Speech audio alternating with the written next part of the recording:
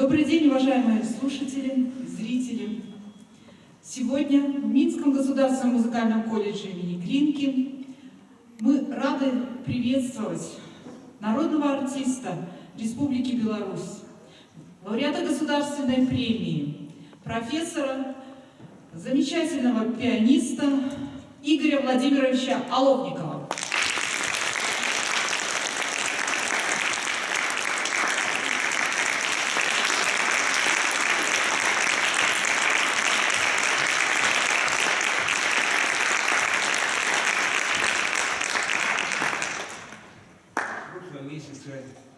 Была для нашей семьи знаменательная дата. Исполнилось 105 лет со дня рождения моего отца. Как вы знаете, отец мой, композитор Владимир Владимирович Оловников, народный артист Беларуси. 20 лет он примерно был лектором нашей консерватории. Но вот его музыкальное образование прервалось самым драматическим образом. Он обучался в консерватории по классу композиции у профессора Золотарева и по классу фортепиано у профессора Беркина. И вот его заключительный экзамен, государственный экзамен, был как раз 22 июня 1941 года, в день, когда началась война. Он вспоминает, они сидели в классе, вошел страшно побледневший ректор, это был тогда Михаил Аркадьевич Беркин, и сказал: товарищи, война. И все поломалось, судьбы, надежды, планы, все смешалось. Отец пошел добровольцем в армию, хотя Золотарев, его учитель, предпринимал шаги для того, чтобы молодые таланты были все-таки сохранены для страны, освобождены от военной службы, от военных действий. Но отец пошел в армию, его направили в Подольское артиллерийское училище, где он получил вторую специальность, уже военную. Он стал артиллеристом. Курсанты Подольского училища, не доучившись, были призваны прямо в пекло.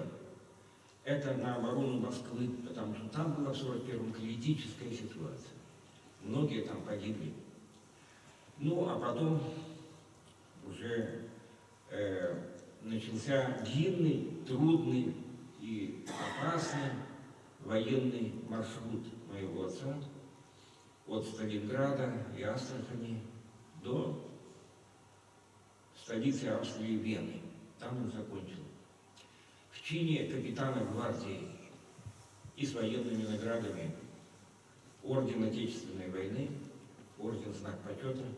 А позже ему был присвоен еще один орден Отечественной войны. А что он был орденоносный, и он не хотел как бы расставаться с армией, со своими друзьями фронтовыми. Он хотел быть с ними, когда в 1944 году победа была уже не за горами, многие земли были освобождены, в том числе Беларуси. Был брошен такой клич: надо сохранить наши кадры, наш творческий потенциал для нашей страны и отозвать из армии вот композиторов, художников, поэтов. Но отец сказал: нет, я не могу уйти, когда мои фронтовые друзья продолжают здесь проливать кровь. И он оставался до 1947 года. А в 1947 году появилась его первая песня. Это была песня «Адалатрия». Он тогда жил в Москве. В Москве проходила такая секция композиторская, на которой показывали песни и камерное сочинение. Он никому неизвестный молодой человек в военной форме сказал: а можно я вам сыграю свою песню? А там сидели такие корифеи, как Макроусов, Соловьев, Седой, Никита Богословский, Хреников, знаменитые песни. Но сказали: а почему бы и нет? Покажите песню. И вот он сыграл песню «Адалатрия». Она так захватила всех, что ее очень высоко оценили. Там же присутствовал начальник ансамбля Александрова, начальник ансамбля имени Александрова, это и был сам Александров. Ансамбль песни и пляски Советской армии. И они взяли эту песню на вооружение и катали ее по всему Советскому Союзу, по всей стране. Она стала известнейшей и записана на пластинке. В некоторых отчетах и в прессе я с удивлением обнаружил, что она называется «Казачья песня». Дело в том, что генерал Довлатов – это легендарная личность. Может, он менее известен сейчас, потому что он погиб в самом начале войны в 1941 году. Это была личность, окутанная легендами, действительно.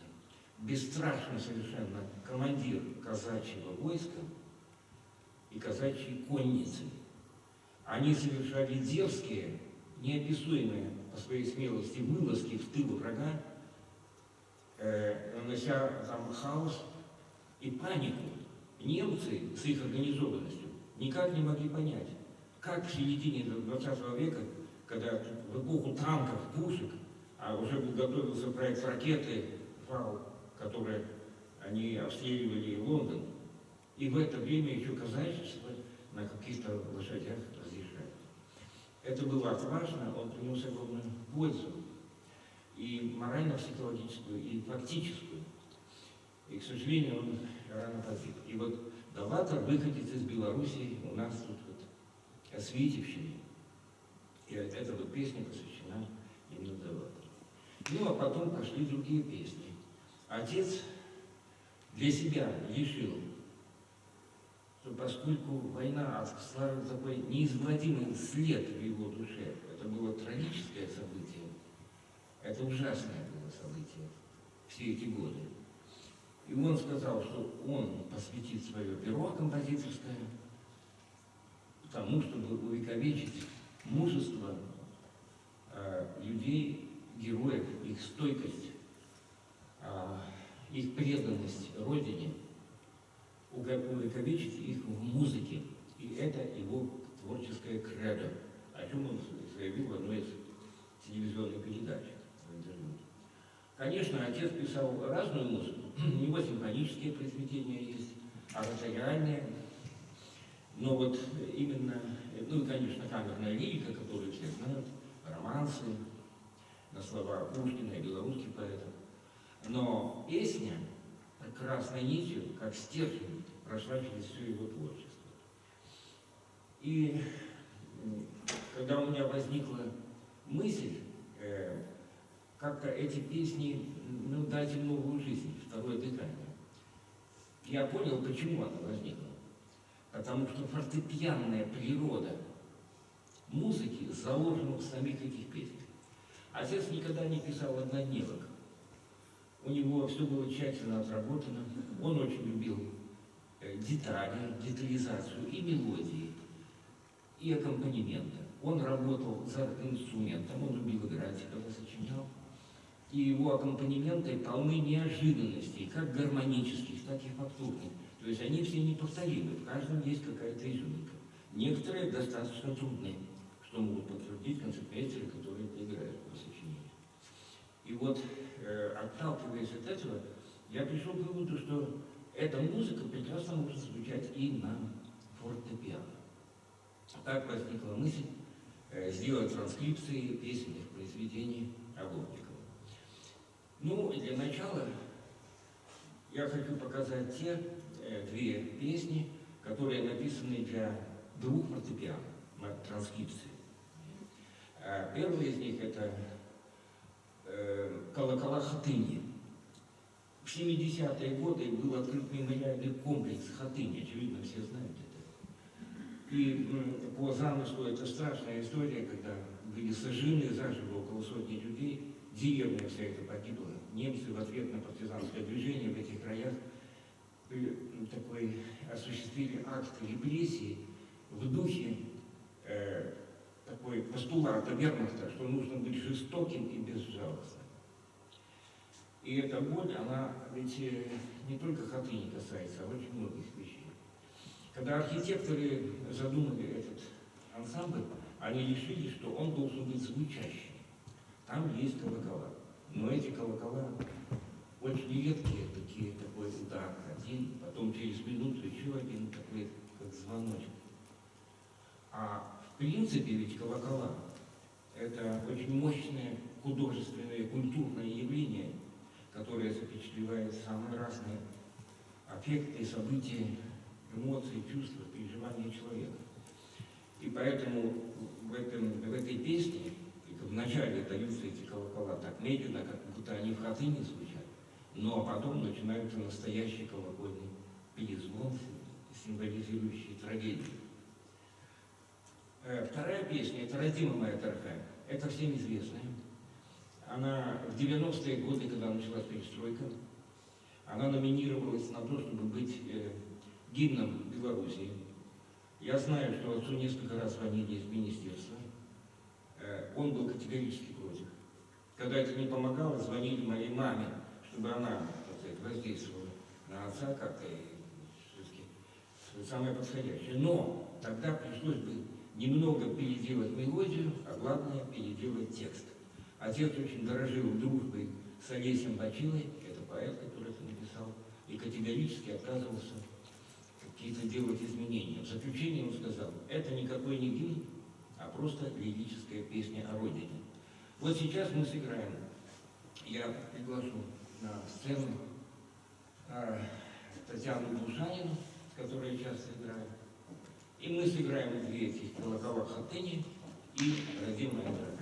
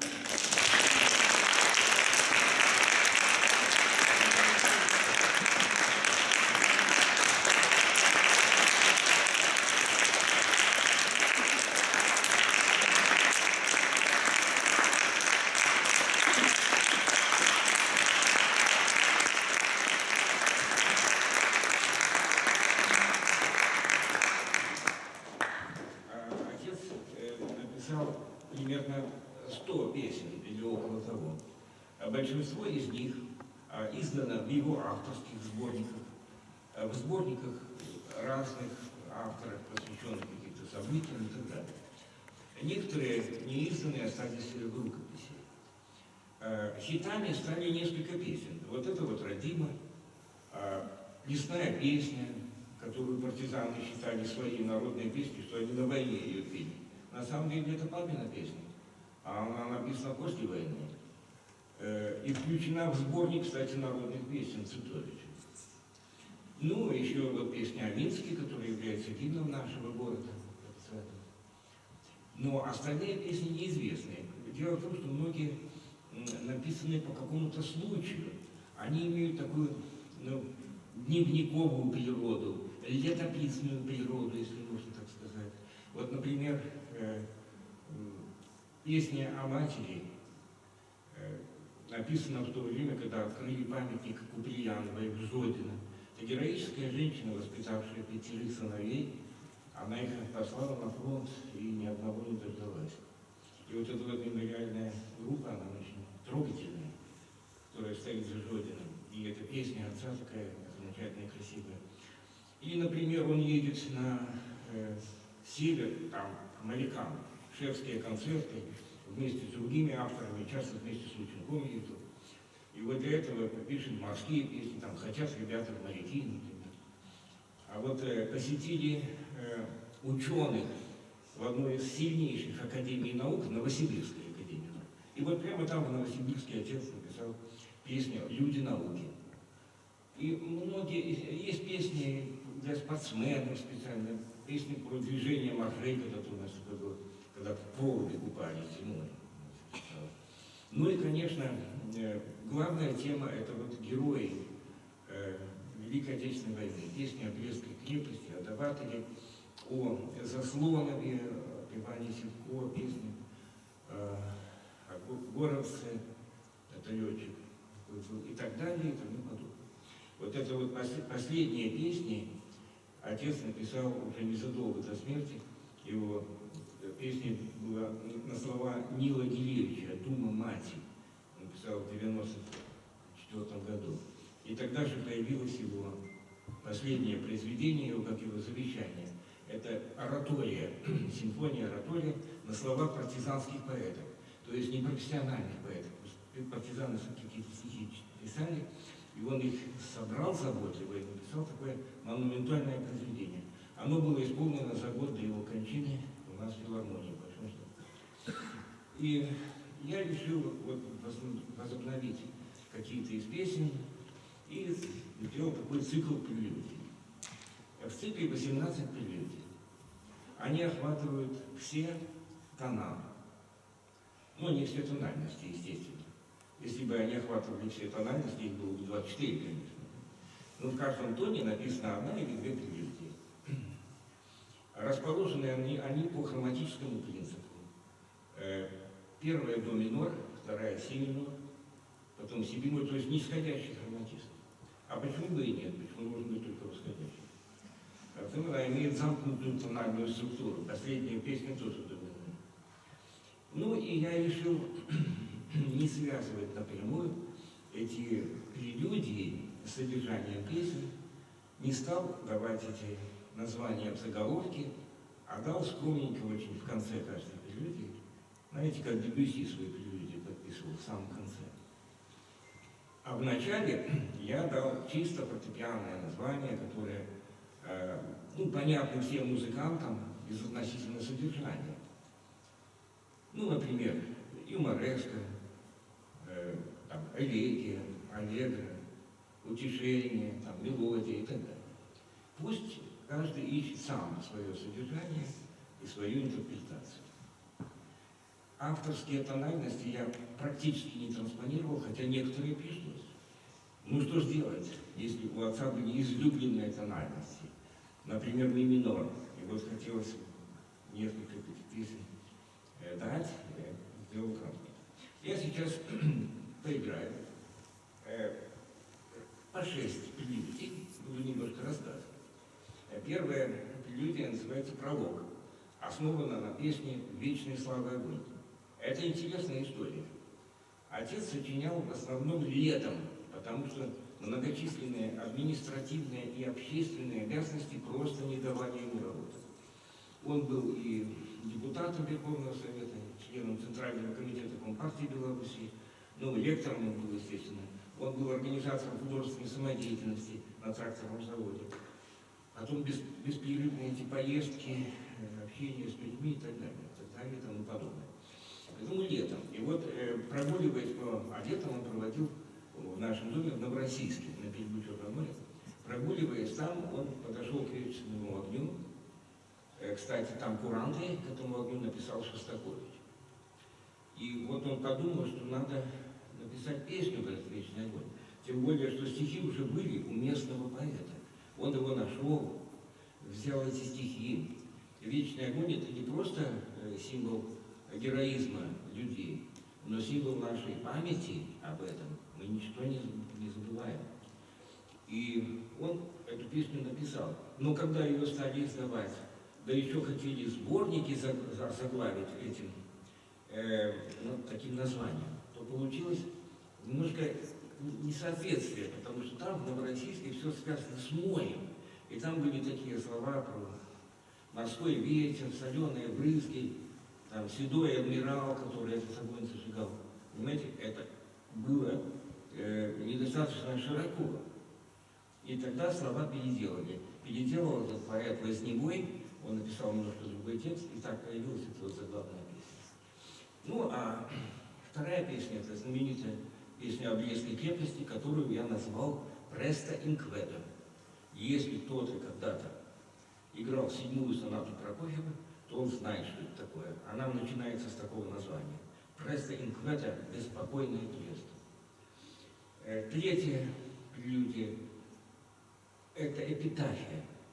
Если кто-то не знает, эпитафия – это надпись на могиле или на надгробии или на памятнике. Это действительно песня посвящена была памятнику. Затем интермедия, то, что я говорил, люди науки. Затем лирический вальс. Это связано с тракторным заводом. И, наконец, юмореска. Это тоже связано с тракторным заводом. Эти две песни папа написал для самодеятельности. Знаете, там рабочие и инженеры, работники, у них некоторые были хорошие голоса. И он очень виртуозно все исполняли, отец с ними репетировал. Сохранилось видео даже, такое хроника уникальная. Итак, первые 6 прелюдий. Пролог «Presto Inqueto», эпитафия, интермеццо лирический вальс и юмореска.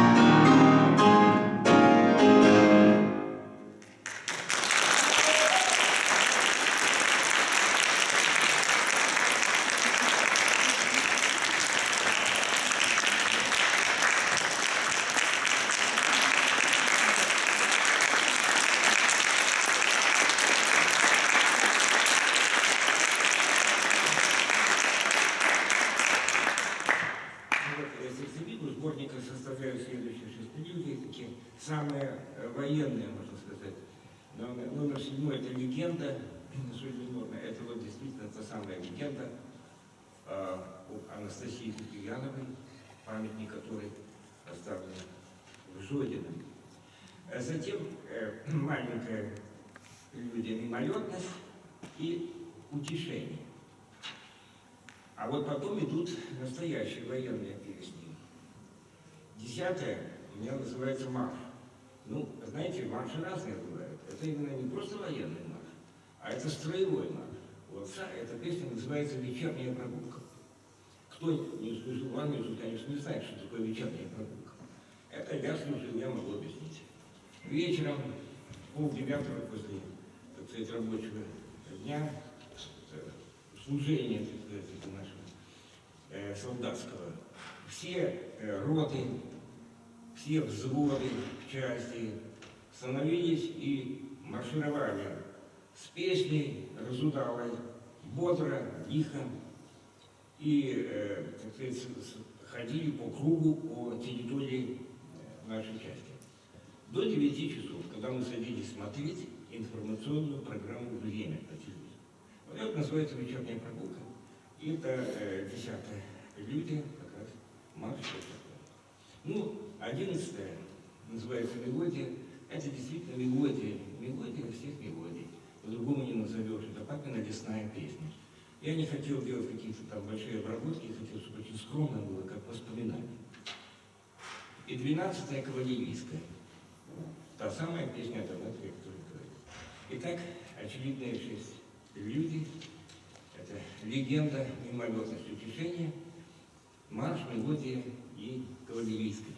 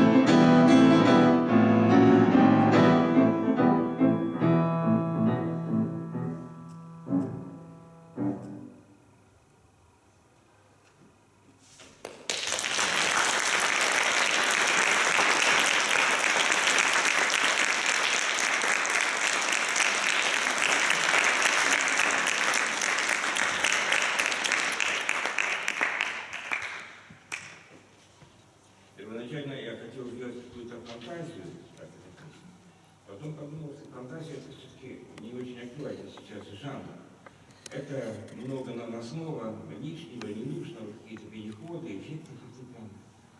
Парафразы, фантазии ушли в прошлое. А вот цикл, да, конечно, прелюдия каждая обладает сама по себе фактором недосказанности. Но так и должно быть.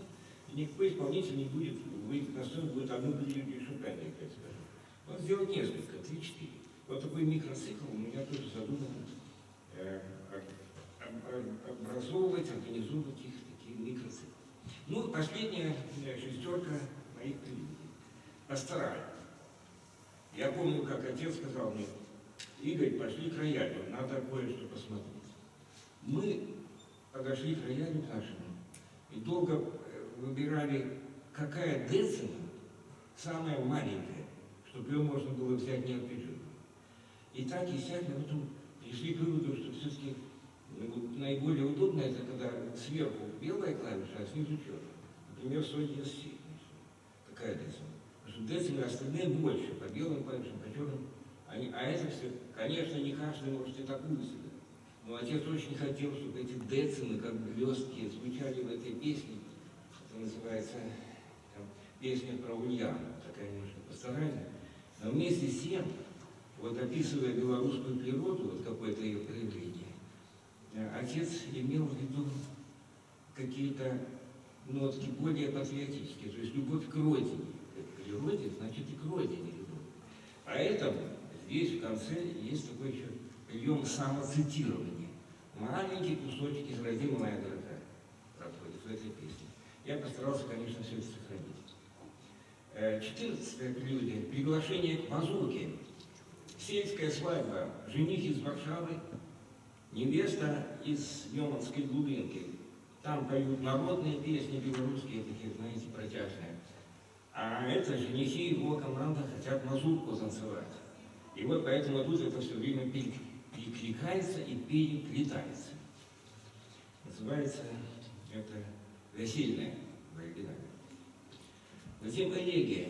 Вот очень интересная. Я обнаружил не рукопись отца сначала, а переписанные ноты. В то время никаких компьютеров не было, конечно, никакого набора там не было. Набирали там, когда издавали ноты в нашем издании в Беларуси, знаете, иногда это было ужасно совершенно, ничего не разберешь. Это уже адская работа, это поделилось. Но был очень хороший переписчик, которому Жорж его звали. Ему давали все ноты композиторы переписывать и партитуры. Он был, наверное, по специальности чертежник, потому что он делал это тушью совершенно мастерски, используя лекала, всякие линейки там и так далее.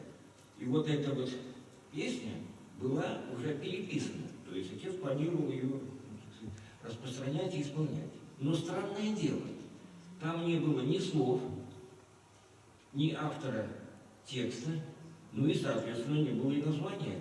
Если нет слов, так и названия нет. И потом, и для меня это всегда оставалось загадкой. И потом я понял, что отца увлекла вот эта вот тема, а тема — это такое особое состояние какой-то позднего осеннего чувства, которое жизнь то ли прошла, то ли не прошла еще. Ожидание какой-то особой встречи, особой любви какой-то романтической. И вся эта в элегических тонах выдержанная песня. И я думаю, что я нашел варианты, отец перебирал стихи к уже готовой песне, к мелодии, и остановился он на песне белорусского поэта Бориса Гусникова, который часто у нас бывал. Эта песня у него называется «Верю». Вот поэтому менялось и название, и так далее. 16-я прелюдия — монолог. Я бы мог его назвать кредо. Это утверждение какое-то жизненное. Ну, а 17-я и 18-я можно сказать, что это как бы бессовки. Потому что, по идее, надо было заканчивать этим монологом. Это достойное завершение, такое же, как был в начале пролог. Вот это монолог, или эпилог, как хотите. Но потом идут две бессовки. Поскольку был уже лирический вальс, то это блестящий вальс. Блестящий вальс — это музыка из кинофильма «Весенние грозы», который написал мой отец, и сам он оркестровку сделал полностью. Там Там было несколько песен, одну из них, кстати, возможно, вы слышали, я уже на нее сделал транскрипцию для одного пианиста. Она называется «Чакона романс». Первая песня Ольги, там по сценарию. Ну, вот это вот еще одна. Из нее получился блестящий голос. Ну, а последняя — это наша токката, это наша песня о Минске. Итак, заключительные 6 любимых.